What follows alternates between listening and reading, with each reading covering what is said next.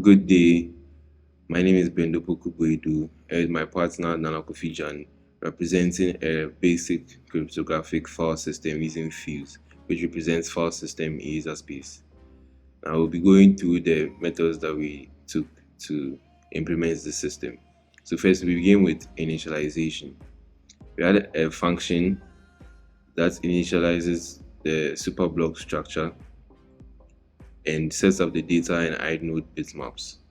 We also had a root directory function which initializes the root directory node with default attributes. Now when it comes to the directory and file operations, we had a function called my make dir, which is responsible for directory creations. And in that function, a new directory node is created and added to the file system tree, and a corresponding entry is added to the parent's directory children's array. Then when a file is created, a new file node is created and added to the file system tree, and the data blocks are allocated to store file contents. Also, reading directory content is involved iterating through the directory's children and adding their names to the buffer. And reading file contents involved reading data blocks associated with the file and copying them into the buffer. Regarding writing to a file, it involved writing the data from the buffer to the file's data blocks, and when necessary, new data blocks are added to accommodate the data. Also, removing a file or directory involved removing the corresponding node from the file system tree and deallocating associated resources. Now, with the access and attributes operations, getting the attributes of a file or directory, we had a function for it called myGetAttributes, which involved populating a struct object with metadata such as permissions, timestamps, and size. We also had a function for checking access permissions to see which requested access is permitted for the specific file or directory. And then with the file system integration, we had a struct fuse operations which binds the file system operations to corresponding functions. So when a file system operation is invoked by the user, fuse calls the corresponding function defined in the operations.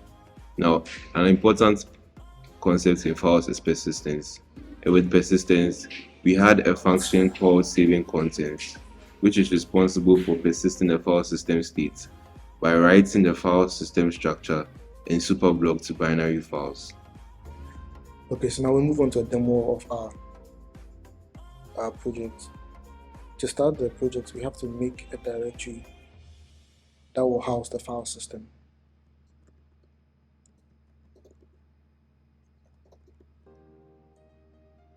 Now, once that is made, we are going to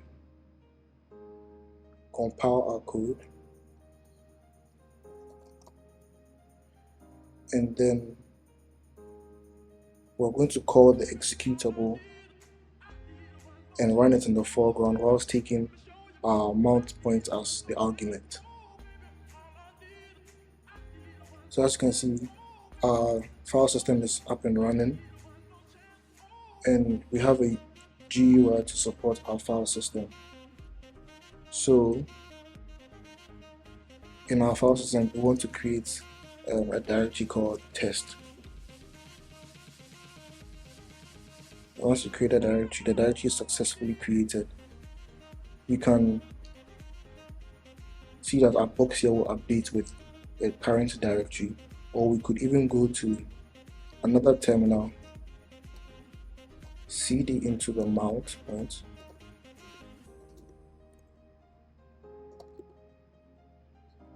and then ls to see the directories we have in there. So you can see our test is also created in there. Now, if we want to create a file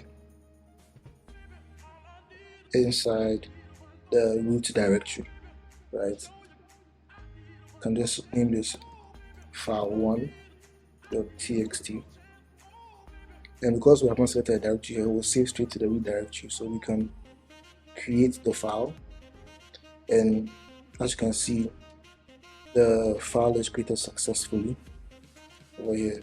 So if we type in ls here again, you'll see that we have file1.txt and we have test the folder. Now we can write to that specific file, file1.txt, because we are still in the same root directory. Look at this. Because we're in the same root directory and we're still with the file name file1, we can write to the file. And let's see, I want to put in the text. Operating systems project. And if I press close, the content has been successfully saved to that file.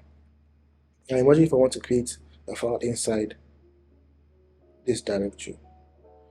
So you can see that the selected directory is now test, another root directory, and I can label this as file2, and I create the file. Now the file has also been created successfully. Now if I cd into test and ls, I will see the file2.txt, but the file2.txt is empty. So because I've already written to file1, I will not go ahead to write into file2.txt as well. So I'll just cd out. And because our data is now written, if I try to read what is in, because we added the Caesar cipher encryption, if I was going to try and read what is in file1.txt using cat file1.txt, I will see jumbled up information because we're using the Caesar cipher, right? But if I was to read it from my file system,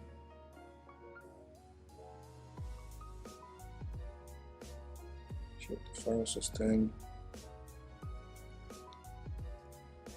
and if I was to read that file and I type in the password, I see that we get operating systems projects. That's the content of file1.txt. Okay, so we can also delete a file or delete a directory.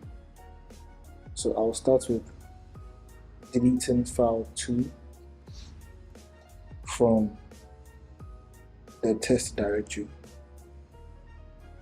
So the file has been successfully deleted. If I cd into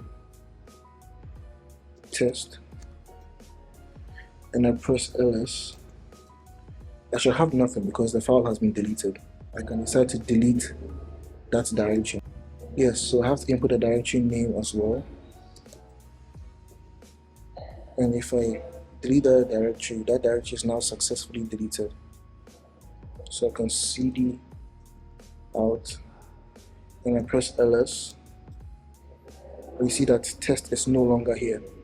Thank you for your attention and have a good rest of your day.